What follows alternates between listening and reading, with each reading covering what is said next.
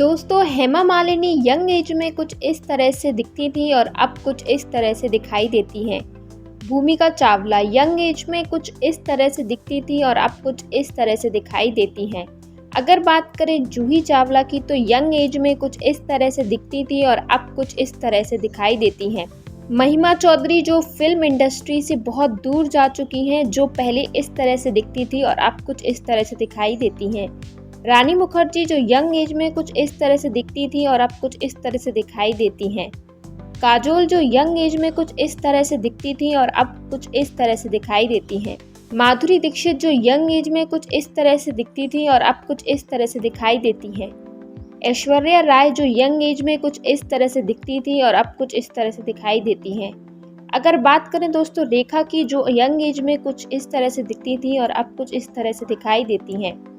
जया बच्चन जो young age में कुछ इस तरह से दिखती थी और अब कुछ इस तरह से दिखाई देती हैं।